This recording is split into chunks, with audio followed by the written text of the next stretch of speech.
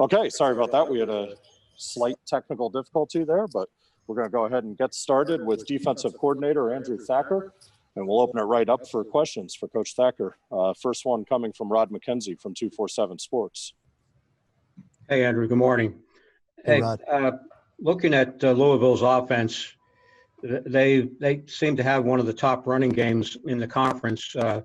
What are you seeing from them that makes them successful at that? Yeah, Mike, is there any way? Is there a little more volume as well? Everything's just really low. Sorry about that, Rod. I think you asked about Louisville's run game. Is that accurate, Rod? I just got really low volume right quick. Yes, sir. What makes Louisville successful in the run game is they're committed to it. They have an identity. They are a pistol run team, and they're not very complicated with their run plays. They get good at the stretch scheme, and they get good at the divide, the zero scheme right there. So they poke and prod, and they stay with it, and they believe in it, and they make it easy on the quarterback. But I think they've got a very strong identity, and then they're talented.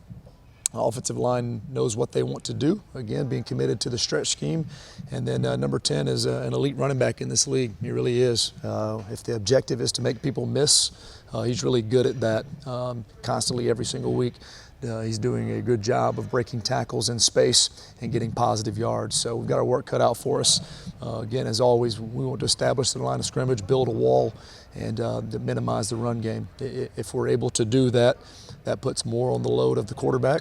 Quarterback is talented, can throw out of it, can make throws, but by all means their identity is to run the football and to run the stretch scheme. Coach, is this volume a little better for you? Perfect, yeah, that's better. Yep, yes, sir. Good deal. All right, next question comes from Ken Segura from the Atlanta Journal-Constitution. Hey, hope you're doing well. Can you hear me? Yes, sir, got you, Ken. Yep. Hey, Bob. I want to ask you about Antonius Clayton, his first game against Syracuse. Obviously, he had some moments, and other moments probably not as productive. But just what was your assessment of him, and how do you see things going forward for him? Sure. When we talk about playing the players, his workload was expected to be a 20 to 25 play game for him to come in to be the backup defensive end behind Sylvain Union. And Sylvain went down within the game, and I think his rep count was up to 45, 42 to 45-ish. So that was after taking some time off and going through some things. He continues to have adversity off the field and go through some things. So I was proud of him. He played quality football. Certainly he made mistakes, but we made the game plan simple for him to where he was a field 5 technique. He was able to use his skill set, which is a heavy-handed dude that can set edges and be a secondary pass rusher. So was pleased with AC, and it was one of those moments, if you can detach yourself from circumstances and outcomes, you're happy for that kid. You know, if the goal is for him to have a positive experience here in college football, he has gone through a lot. He has battled through adversity, and I was happy for him in that moment. When he plays, when he's out on the field too, he brings a maturity, he brings a leadership role to our defense as well. So when he can be out there and have success, he also provides energy, he provides maturity and leadership for our defense as well. So I was really happy for AC in that moment. And now he's had a whole bye week and this week to get prepared to play at a high level versus Louisville. Next question comes from Kelly Quinlan from Rivals. Hey, Andrew. Hey, Kelly. I was curious, the safety nickel play going on into the season on paper was very much the strength of the team. After you guys had a chance to do self-scout and stuff, it seems like maybe they haven't played, I'm sure, up to your expectations and kind of what you were expecting going into the season. Kind of what did you see there, and are there tweaks coming, maybe personnel-wise or scheme-wise with those guys? Yeah, and we've got to do a better job as coaches. We always are self-reflective and always put it on myself first, put it on us as a coaching staff to get those guys in the best possible position. So based off the offensive personnel, based off of the schemes that are in there, based off of what we're expecting, we also need to put those nickels that have different skill sets, they have different strengths. We need to put them in a position to not succeed. I'm certainly speaking in gray, Kelly, but you're very well informed on the personnel and how we can help them. So we've gone back. Louisville is a multiple personnel team, meaning they put on, they've got multiple tight ends, they have multiple receivers to where they can condense sets or spread out sets. So we've got to be very strategic in what situations we put our nickels in. Wesley Walker, Caleb Oliver, and Charlie Thomas have all played a role. They've all made positive plays, and then certainly there's things that we can improve as a staff and put those guys in better situations. So again, Kelly, I put that on us, not on the kids, for us to make sure that they can succeed to fit their strengths.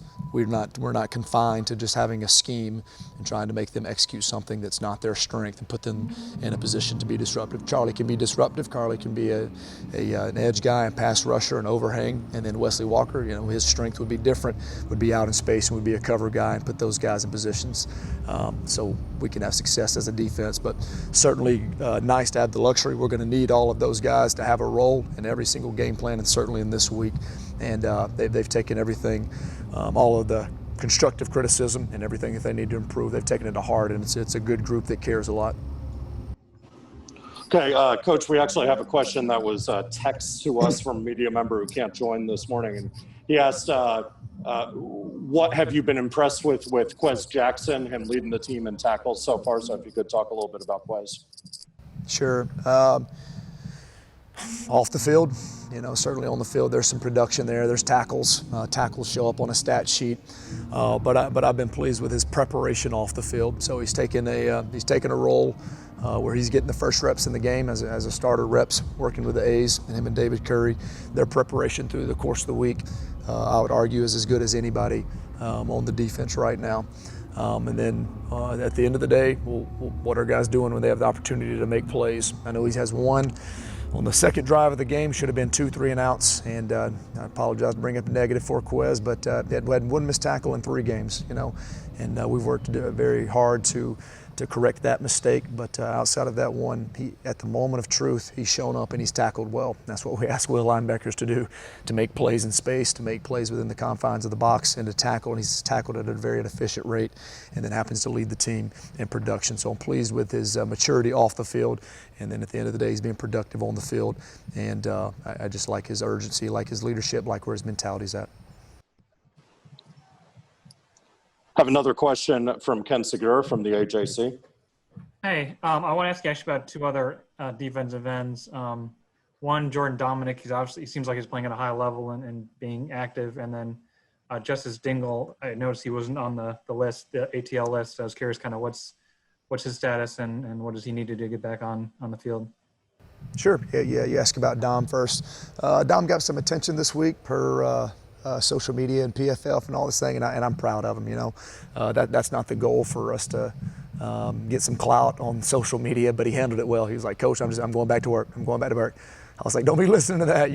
Obviously as coaches, we're always ribbing him and always trying to get the most of him, and he had a good response, and his response is he practices really hard. So I think Dom's production has come from him working within the confines of the defense, doing his job, and he just plays ridiculously hard. There's multiple times, if we're talking about our defense being an effort-based defense, there's multiple times where we all need to play to his effort standard, where the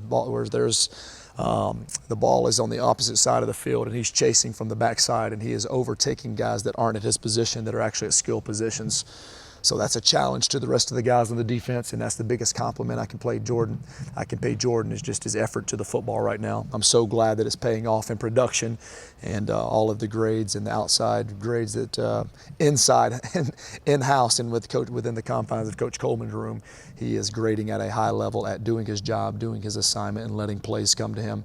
And then he just happens to have a lot of playmaking ability, specifically at attacking the quarterback and creating pressure on the quarterback, which is a big piece of what we're doing better this year. Justice needs to fight every day. Justice has given us some flexibility of playing defensive end and defensive tackle, and he takes a ton of pride in it, and working in Coach Knight's room and Coach Coleman's room. And he's out there today. He was working with the above-the-line depth chart out on the practice field, and he needs to prove every single day that he's reliable at doing his job. It is certainly not care factor.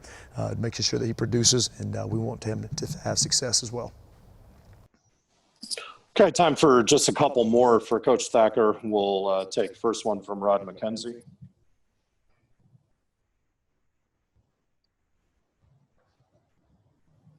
Rod, you're muted. Hey, Andrew, you have some talented young players on the defensive side of the ball. Are there any of those players that either haven't contributed yet or have maybe seen the field a limited amount of times that are moving towards maybe getting on the productive side for you? Yeah, I'm sure, we're always hesitant to talk about freshmen, but just objectively guys that have shown up on defensive snaps, some of the young defensive ends by need, by necessity. We talked about this being a year of attrition, but Jared Ivey has shown up. Kyle Kennard has shown up in games in critical situations where they've had to play real downs as true freshmen right now. There's not many in the back seven that have played real downs right now, but the way the thing works is we've got guys contributing on special teams. So an example would be Tyson Miguez. Week 2, he has an opportunity to play on punt return. Week 3 has an opportunity to play on punt return and kickoff return. And then they're just building their resume. If they show that they can have, we can have confidence in them in those moments, then now he's having the opportunity to get reps on the developmental team and the above the line depth chart. I guess I scoff, or I've got a light little laugh right here, but and then the morning of the game, you find out who you have available, and it kind of blows your mind every single week, and then you've got to have everybody prepared and everybody ready. So there are a bunch of young guys that are getting reps with the above the line group and not just getting reps on the developmental field to have us prepared, so we can go out there and they know the game plan and they can execute.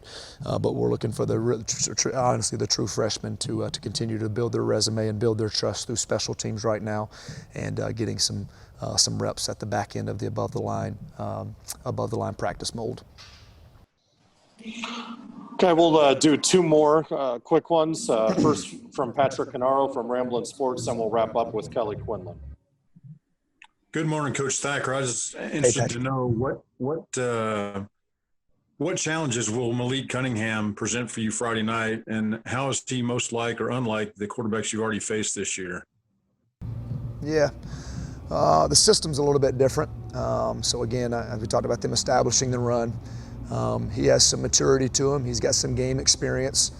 They had a quarterback battle, kind of bounced back and forth, but I think he ultimately owned the job and won the job because their coaching staff trusted him. He made good decisions with the football. He protected the football, and he threw well enough in games for those guys to have success. So they had a good season this past year, and they've only built upon that. They've had some tough opponents at the front end of the season. But he's played well. We know that he went out the last play of the game, but he's had 13 days before we get to tip. So we're expecting to see Malik, and hope that he's healthy. Again, they want to establish the run. He does a great job of managing the offense, and he throws the ball plenty well. They don't ask him to sit back in the pocket and just throw drop back passes. They protect him with bootlegs. They protect him with max protections. And he throws a great field comeback. He throws a great vertical football, and he gives his elite receivers the opportunity to make plays. So I would say just their trust in him. He's an efficient football player that protects it, that works within the confines of the system. Who is he similar than?